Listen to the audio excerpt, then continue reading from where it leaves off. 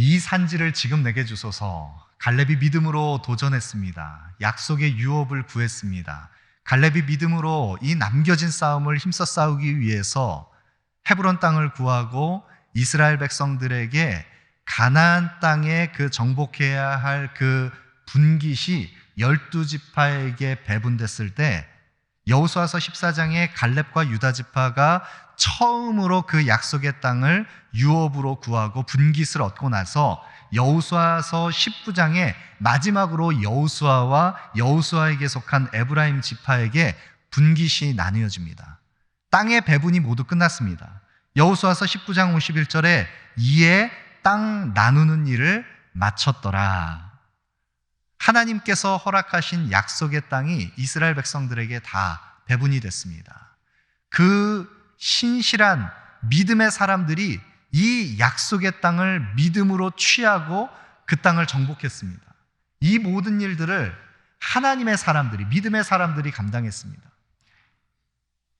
갈렙이 믿음으로 구했고 여호수아가 신실하게 땅이 모두 배분되기까지 마지막까지 그 일을 온전히 수행했습니다. 그리고 나서 오늘 본문입니다. 오늘 본문 여호수아 20장에는 하나님께서 이스라엘 백성들에게 지정해 주신 도피성에 대한 내용들이 나오고 있습니다. 여러분, 이 도피성에 대한 내용들은 구약 성경에서 출애굽기 21장, 그리고 민수기 35장, 신명기 4장과 19장, 그리고 오늘 본문 여호수아 20장, 이렇게 도피성에 대한 여러 대목들이 나오는데 이 도피성을 지정하게 된 내용들 우리가 오늘 함께 살펴봅니다. 먼저 1절부터 3절까지 말씀입니다.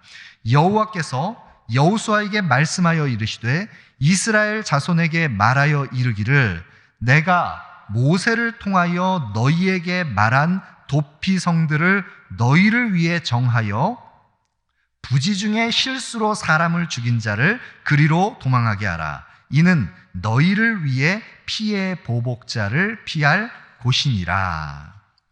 하나님께서 여호수아에게 명하여서 지금 이 도피성 성읍을 정하고 있는 이 대목을 우리가 함께 살펴보고 있는데, 그런데 하나님께서 여호수아에게 말씀하기 이전에 하나님께서는 먼저 모세를 통해서 이스라엘 백성들에게 이 도피성읍을 정하라라고 명하셨습니다.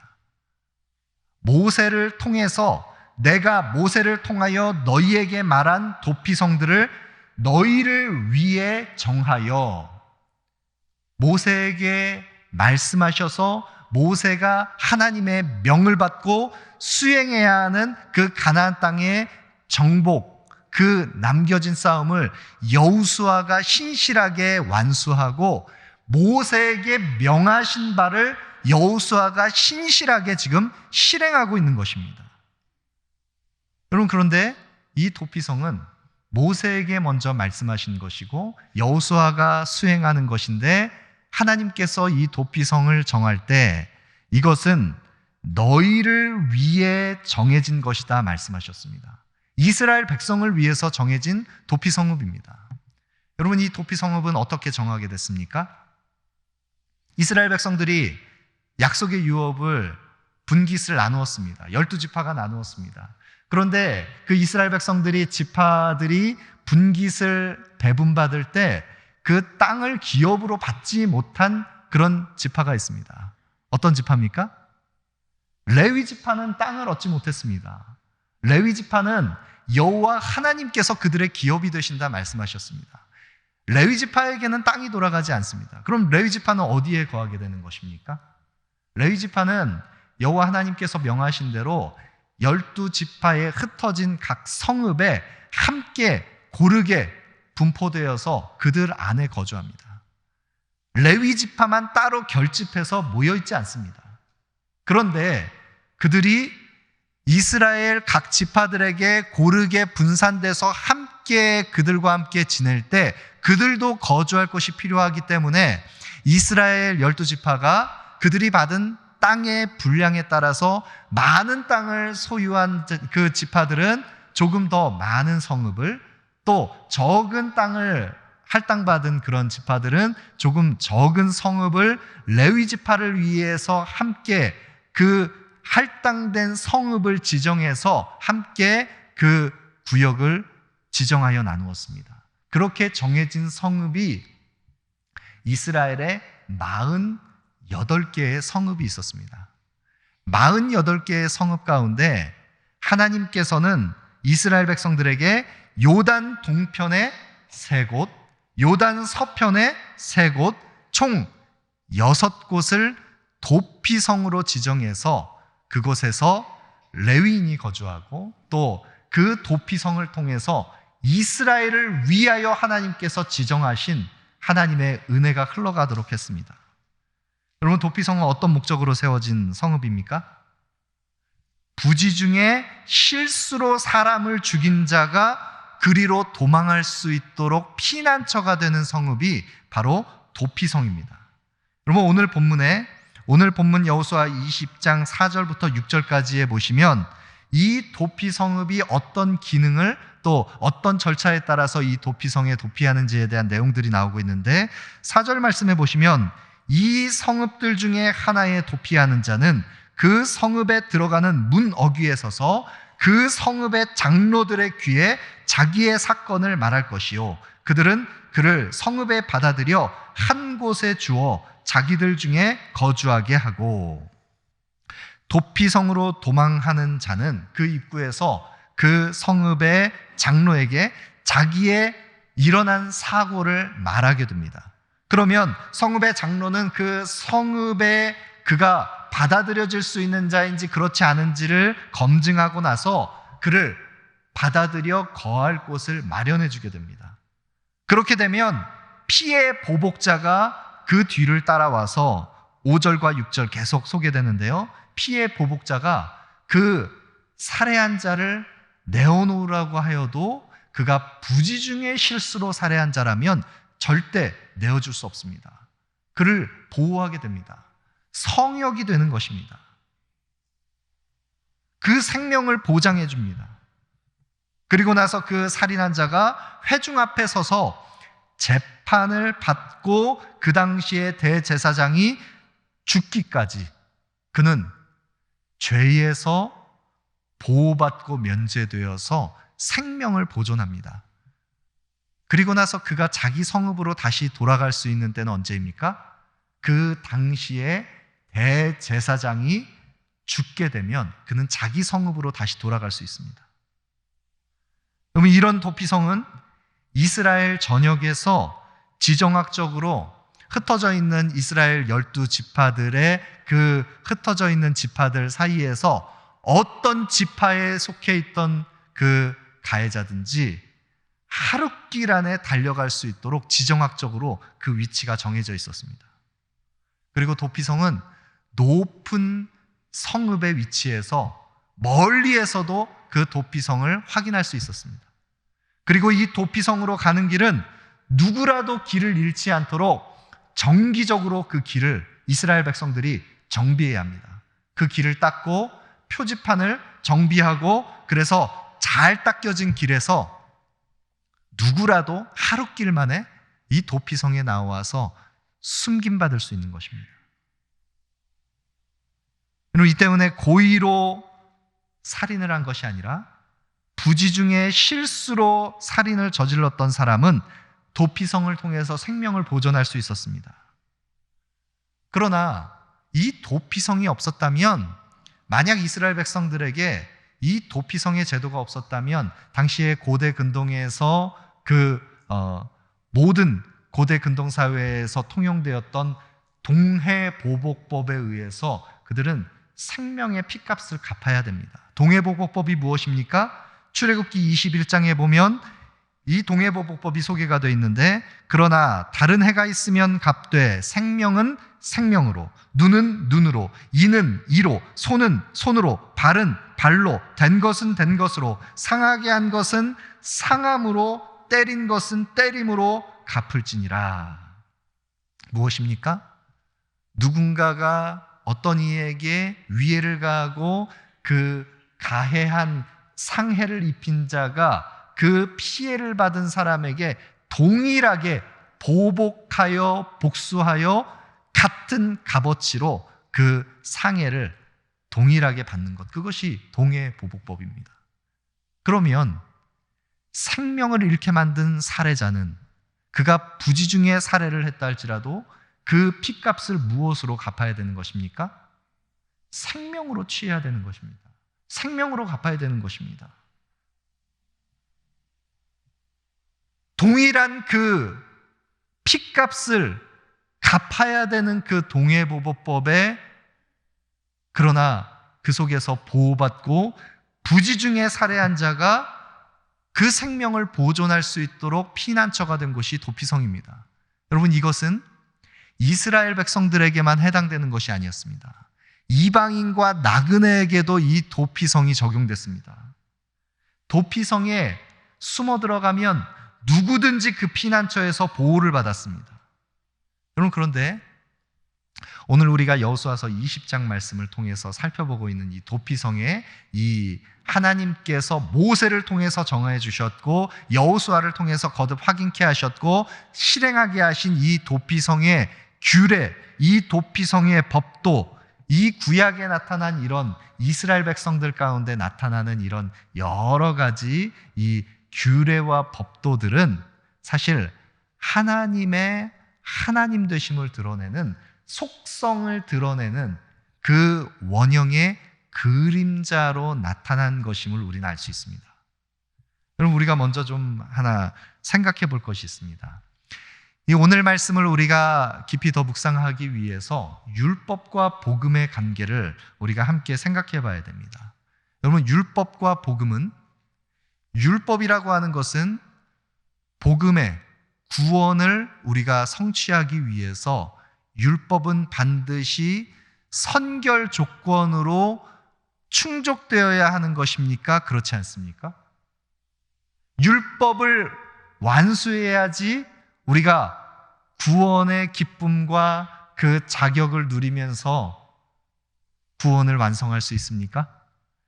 율법과 복음은 어떤 관계가 있습니까? 어떤 상관성이 있습니까? 율법은 복음의 선결 조건이 아닙니다. 율법을 완전히 충족해야 우리가 하나님의 언약 백성이 되는 것이 아닙니다. 율법의 조건을 흠없이 완수해야 우리가 하나님의 자녀됨을 누리고 하나님의 사랑 안에 속하게 되는 것이 아닙니다. 그러면 율법은 무슨 의미가 있습니까? 왜 율법이 우리에게 주어져 있습니까? 율법은 어떤 역할을 하는 것입니까? 율법은 물론 우리에게 우리의 죄성을 드러내고 우리가 하나님 앞에 나아갈 수밖에 없는 존재라는 것을 나타내는 그리스도께 인도하는 몽학 선생이 됩니다. 율법을 통해서 우리는 우리의 한계를 보게 됩니다. 절대 율법을 충족시킬 수 없는 우리의 죄성을 율법의 그 빛 앞에서 우리는 우리 자신을 비춰보면 어느 누구도 하나님 앞에 감히 설 수 없는 존재라는 것을 낱낱이 드러내게 하는 역할이 바로 율법입니다. 또 율법은 어떤 역할을 합니까? 율법은 그리스도를 사랑하게 된, 하나님의 은혜 안에 속하게 된, 하나님의 주권적인 은혜로 구속함을 얻은 언약 백성들이 하나님의 사랑을 덧입어서 그 사랑으로 말미암아 하나님을 사랑하는 열매들을 나타내는, 주의 계명을 지켜 행하는 순종의 열매들이 바로 복음 안에서 은혜의 부르심을 받은 자들이, 구약에 있어서는 율법, 오늘 우리에게는 주의 계명의 말씀, 그 말씀을 지켜 행하는 열매로 드러나 하나님의 사랑을 증거하며 온전케 하는 역할들을 하는 것이 바로 율법과 복음의 관계입니다. 여러분, 율법은 장차 다가올 완전히 성취될 복음을 드러내는 그림자요, 모형입니다. 원형을 드러내기 위해서 그림자처럼 앞서 보여주었던 것이 바로 율법입니다. 옛 언약인 율법과 새 언약인 복음의 관계성을 히브리서 기자는 이렇게 이야기를 했습니다. 히브리서 1장 1절 2절 말씀을 보시면 옛적에 선지자들을 통하여 여러 부분과 여러 모양으로 우리 조상들에게 말씀하신 하나님이 이 모든 날에는 아들을 통하여 우리에게 말씀하셨으니 이 아들을 만유의 상속자로 세우시고 또 그로 말미암아 모든 세계를 지으셨느니라.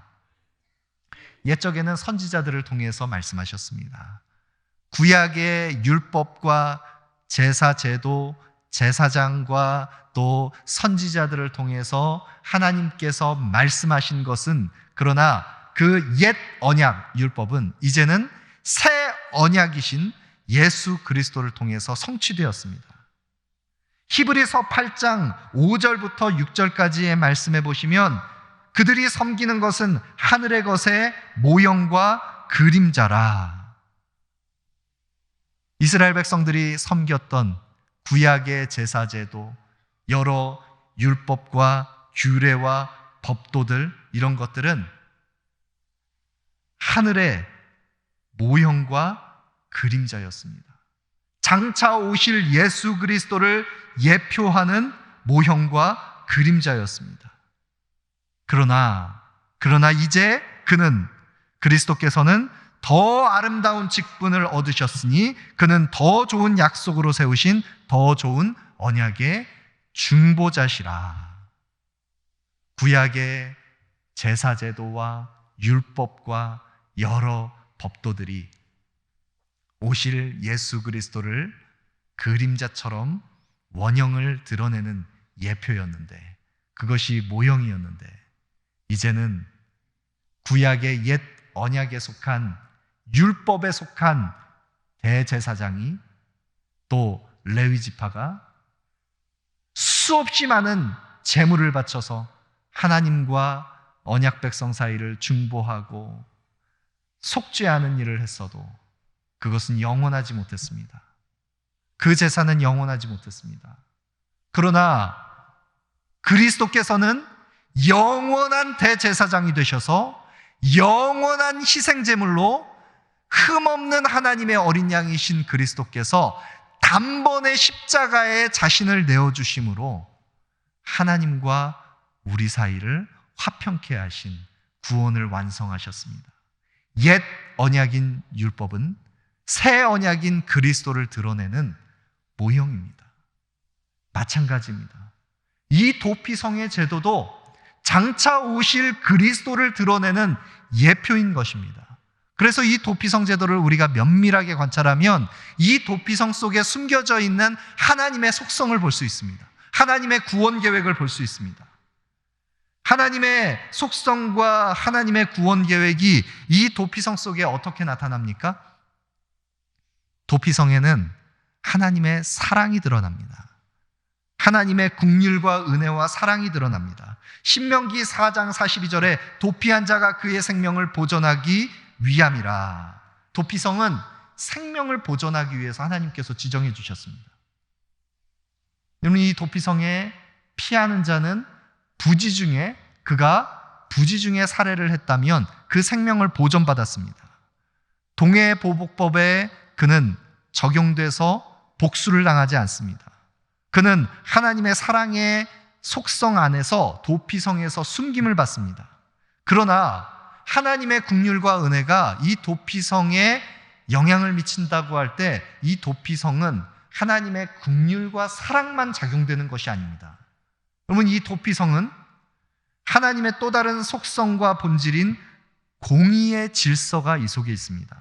신명기 19장 11절부터 13절까지 말씀해 보시면, 그러나 만일 어떤 사람이 그의 이웃을 미워하여 엎드려 그를 기다리다가 일어나 상처를 입혀 죽게 하고 이 한 성읍으로 도피하면 그 본 성읍 장로들이 사람을 보내어 그를 거기서 잡아다가 보복자의 손에 넘겨 죽이게 할 것이라. 내 눈이 그를 긍휼히 여기지 말고 무죄한 피를 흘린 죄를 이스라엘에게서 제하라. 그리하면 내게 복이 있으리라.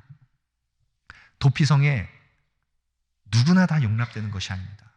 여기에 공의가 작용하고 있습니다. 어떤 공의가 작용하고 있습니까? 누군가를 살해한 자가, 그가 만약 어떤 사람이 그 이웃을 미워해서 의도를 가지고 계획적으로 만약 누군가의 생명을 앗아간 것이라면 그를 받아들이기 전에 그것을 점검하고 그가 고의로 의도적으로 미워하여서 살해했다는 것이 확인된다면 그를 피해 보복자에게 다시 내어줍니다. 여러분, 여기에 오늘 본문에서 3절 말씀에도 이는 너희를 위해 피해 보복자를 피할 것이니라, 5절 말씀에도 피해 보복자가 그의 뒤를 따라온다 할지라도, 9절 말씀에도 피해 보복자의 손에 죽지 아니하게 하기 위함이라. 여기 피해 보복자라고 나온 이 피해 보복자, 복수자, 이전 성경에는 보수자라고 했습니다. 이 피해 보복자라고 한 이 표현이 원문 성경에는 어떤 단어로 표기가 됐냐면 고엘이라는 단어로 표기가 됐습니다. 여러분, 이 고엘이라는 단어를 이전에 들어보셨을 겁니다. 어디에서 우리가 살펴볼 수 있습니까?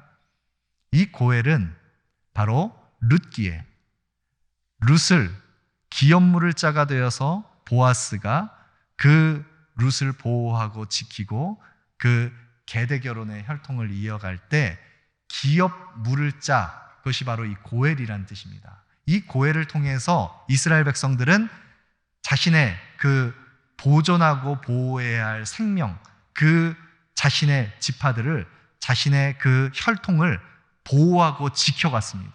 고엘은 기업물을 짜라는 뜻이 있습니다. 동일하게 이 고엘이라는 단어에는 보수자라는 뜻이 있습니다. 보수자라는 뜻, 또 다른 의미에서는 보복자라는 뜻은 무엇이냐면 자신의 그 혈통과 그 생명을 보존하고 지켜갈 기업물을 자가 된 자가 자신의 그 혈통과 그 족속을 함께 생명을 보존해야 할 그 책임이 있는데 그 기업물을 자에게 보호하고 지켜가야 할 그 생명을 누군가가 앗아가게 된다면 그 보수자는, 그 보복자는 그 고엘의 의무를 감당해야 되는 것입니다. 그렇기 때문에 누군가가 살해를 당했다라고 한다면 이스라엘 백성들은 반드시 그 보수자가 그 핏값을 갚아야 되는 것입니다.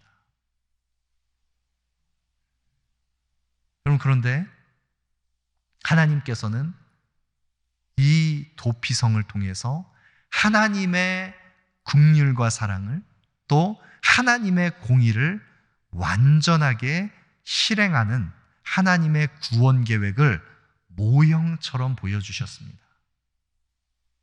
만약에 이 도피성이 없었다고 한다면 이스라엘에는 끊임없는 피와 피가, 복수가 복수를 부르는 끊임없는 죄의 고리가 끊어지지 않았을 것입니다.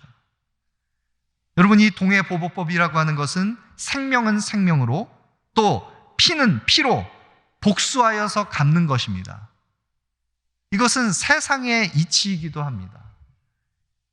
죄악된 세상 속에서 우리는 반드시 누군가가 피를 흘렸다면 똑같이 피 흘림을 통해서 갚아주고 싶은 심리가 있습니다.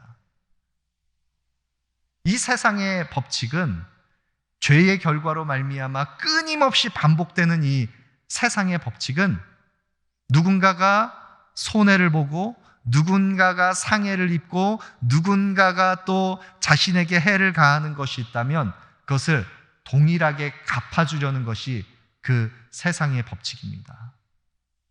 그로 말미암아서 죄의 결과는 끊임없이 사륙이 사륙을 낳고 피가 피를 부르는 그런 결과들을 낳는, 그래서 자신도 피해자가 되고 또 다른 누군가도 피해자가 되고 끊임없이 그 고리가 끊어지지 않는 것이 이 세상의 법칙이요 죄의 결과입니다.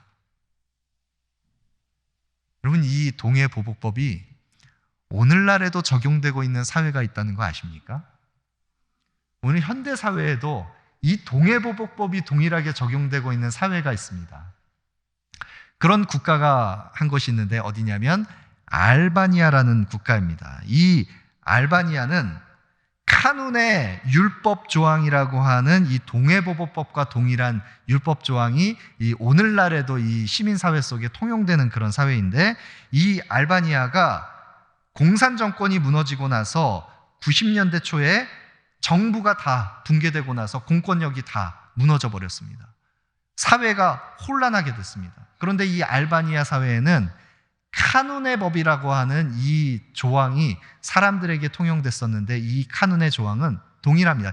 율법이, 동해보포법이 이야기하는 것처럼 피는 피로써 갚는다라고 하는 것이 이 사회에 통용되고 있었던 것입니다.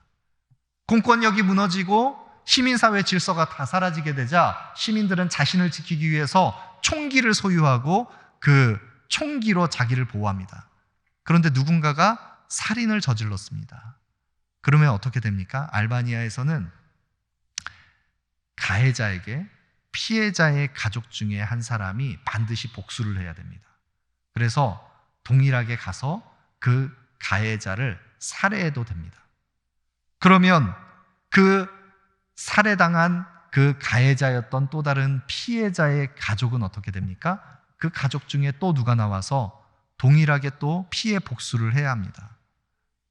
만약에 이 고리가 끊어지지 않는다면 끊임없이 반복되는 이 악순환의 고리가 이어지는 것입니다. 그래서 이 복수를 멈추게 하려면 숨어야 합니다. 도망쳐야 됩니다. 그런데 이 카눈의 법에 의하면 누군가가, 가해자가 그렇게 또 다른 피해자에게 복수를 당해서 또 이것을 사륙으로 되갚을 때, 만약 그가 도피해서 어딘가 추적해서 찾을 수 없는 그런 지경이 됐다면 그 친족들이나 가족들에게도 복수할 수 있습니다. 그러니까 가족이 전체가 다 숨어야 됩니다. 얼마나 끔찍한 일입니까? 여러분, 이 알바니아의 이런 참상을 2010년에 피를 부르는 율법, 알바니아의 카눈이라는 다큐멘터리에서 집중적으로 다룬 적이 있습니다. 그런데 이 알바니아의 이 카눈의 이 법에 의해서 피가 피를 부르는 이런 참상을 그 추적해가면서 90년대 초에 공권력이 무너지고 나서 이 다큐멘터리가 제작됐던 2010년에 한 20여 년 남짓, 오늘날에는 더 많이 늘었겠죠. 그 20여 년간 살해당한 사람이, 다큐가 방영될 때 기준입니다, 9,800명이 살해를 당했고 6,000가구가 언제 목숨을 잃을지 두려워서 신분을 숨기고 도피하고 있는 상황이었다고 합니다. 그게 2010년이니까 지금은 어떻겠습니까? 죄의 결과입니다. 끔찍한 참상입니다. 여러분, 이 고리를 어떻게 끊을 수 있습니까? 죄는 자신의 삶뿐만 아니라 다른 사람의 삶에 있어서도 끊임없이 계속해서 번식하고 그 영향력을 행사하면서 확산되어 갑니다. 그렇다면 이 죄를 끊을 수 있는 고리를 끊어내는 일이 필요합니다. 그것을 율법은 민수기 35장 33절에 이렇게 말씀하고 있습니다. 너희는 너희가 거주하는 땅을 더럽히지 말라. 피는 땅을 더럽히나니 피 흘림을 받은 땅은 그 피를 흘리게 한 자의 피가 아니면 속함을 받을 수 없느니라. 그럼 이 고리를 어떻게 끊어낼 수 있습니까? 피 흘림은 피값을 통해서 끊어낼 수 있습니다. 피 흘림을 통해서 끊어낼 수 있습니다. 어떻게 그러면 이 피값을 우리가 다 대속할 수 있습니까? 우리 인생들은 할 수 없습니다. 어떤 희생과 헌신으로도, 어떤 것으로도 이 죄의 고리를 끊어낼 수 없습니다. 여러분과 저 우리 모두는 가인과 같은 죄인입니다. 불법한 자입니다. 아우를 돌로 쳐서 죽여서 하나님의 얼굴낯을 피해서 유리하는 자가 된 것 같은 자가 바로 여러분과 저입니다. 끊임없이 땅이 그 아우의 그 피값을 호소하면서 끊임없이 엉겅퀴를 내고 끊임없이 계속해서 죄의 저주의 값을 우리에게 계속해서, 이 세상에 속한 우리는 그 죄의 값을 받을 수밖에 없습니다. 율법은 끊임없이 가인이 죽인 의로운 아벨이, 그 의인 아벨이 그 땅에 피를 쏟은 그 피값을 계속해서 호소하고 있습니다. 율법은 우리를 정죄합니다. 끊임없이 계속해서 우리를 고소합니다.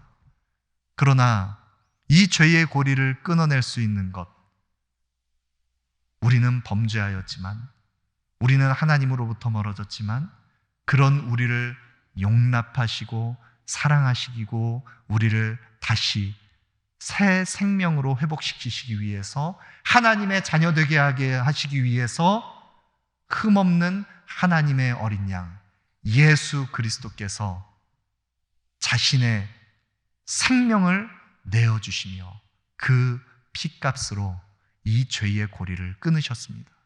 죄와 사망에서 승리하셨습니다.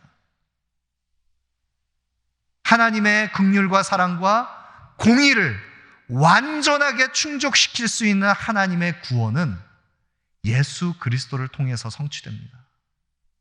도피성을 통해서 드러난 하나님의 구원 계획, 그것은 예수 그리스도입니다. 여러분과 저는, 우리 모두는 그 참된 영원한 도피성이신 예수 그리스도 안에, 그 안에 속했기 때문에 우리는 죄의 결과로부터, 죄의 추적으로부터, 죄값으로부터 우리는 자유케 되었습니다. 영원한 속죄를 얻게 되었습니다. 십자가의 그 날개 그늘 아래에서 하나님의 보호하심과 숨기심을 받게 됐습니다. 우리의 영원한 피난처는 예수 그리스도이십니다. 그 십자가의 그늘 아래 우리는 영원히 안식하게 됩니다. 이 땅을 살아가면서 어디를 둘러보아도 우리가 숨을 수 있는 곳이 없는 것처럼 여겨집니다. 우리의 영혼이 안식할 수 있는 곳이 없는 것처럼 여겨집니다. 여러분, 그러나 그렇지 않습니다. 로마서 8장에 사도 바울이 우리에게 말씀하는 것처럼 다른 그 어떤 피조물도, 사망이나 생명이나 어떤 권세자들이나 그 어떤 어둠의 세력들도 하나님의 사랑에서 우리를 끊을 수 없는, 우리가 넉넉히 이기게 하시는 그 사랑이 하나님의 그 십자가의 그 그늘 아래 숨는 모든 언약 백성들, 그 하나님의 은혜 안에 속하게 된 모든 하나님의 언약 백성들, 그 사랑에서, 하나님의 사랑에서 끊을 수 있는 것은 어떤 것도 없습니다. 이 땅에서 우리가 눈물을 짓고 한숨, 소구름을 삼키며 고난의 시간들을 통과하는 그 어떤 어려움이 있다 할지라도 우리를 그리스도 예수의 하나님의 사랑에서 끊을 수 있는 것은 아무것도 없습니다. 죽음조차도 그것을 끊을 수 없습니다. 그럼 그 하나님의 사랑 안에서 예수 그리스도의 십자가의 날개 그늘 아래 우리는 모두 숨김받는 자가 되었습니다. 여러분, 저는 소망합니다. 기대합니다. 하나님께서 그 십자가의 날개 그늘 아래 속하게 된 우리를 통해서 이 시대 가운데 주님께서 원하시는, 우리를 통해서 이루시기를 원하시는 아버지의 뜻이 있습니다. 그것이 무엇입니까? 그 십자가의 날개 그늘 아래 숨김받은 우리를 통해서 우리가 속한 우리의 가정과 우리 교회를 통해서 주님께서는 오늘 이 시대에 우리가 또 다른 도피성이 되기를 원하십니다. 우리를 통해서 그 도피성의 역할을 감당하기를 원하십니다. 여러분, 우리 주변의 이웃들을 바라보면 조금만 우리의 눈을 돌려도, 어디를 둘러보아도 숨을 곳 없는 막막한 인생의 그 막다른 골목에서 한숨 짓고 있는 우리의 이웃들을 볼 것입니다. 그럼 그들에게 우리가 어떻게 나아가야겠습니까? 우리가 먼저 받은 그 사랑, 그리스도의 사랑을, 피난처 되시는 주님의 그 사랑을 그들도 경험할 수 있도록 그들을 초대해야 됩니다. 여호와의 날개 그늘 아래 숨을 수 있도록 그들에게 그리스도의 사랑을 증거해야 합니다. 여러분, 우리 한길의 모든 하나님의 사람들, 우리 모든 성도님들께서, 저와 여러분 우리 모두가 이 어두운 시대 가운데 우리의 참된 피난처 되시는 예수 그리스도를 증거하는 도피성이 되기를 소망합니다. 오늘날 교회들이 도피성의 역할을 감당하지 못합니다. 오히려 또 다른 울타리를 치고서 오히려 견고한 요새가 되려고 하지 도피성이 되려고 하지 않습니다. 우리 한길교회가 우리 시대 가운데, 우리 지역사회에 하나님의 긍휼과 사랑을 흘려보내는 도피성의 역할을 감당하는, 하나님의 뜻을 이루는 참된 하나님의 교회로 세움받기를 소망합니다.